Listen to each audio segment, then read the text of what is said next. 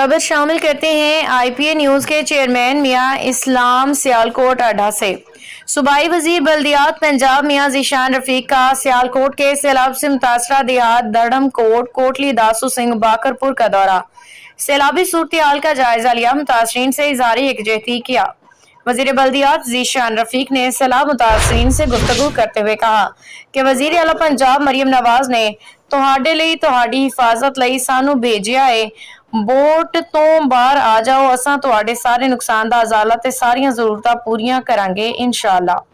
वजीर बल्दियात ज़ीशान रफीक ने सैलाब से शदीद मुतासरा इन इलाकों में दिन रात जारी रेस्क्यू ऑपरेशन इंतजामिया को सराहा। मुतासरीन में अशिया खुर्दनोश तकसीम की। रुकन सूबाई असम्बली चौधरी नवीद अशरफ, राना आरिफ अन्ना और पार्लिमानी सेक्रेटरी राना फयाज भी सूबाई वजीर बल्दियात के हमरा थे।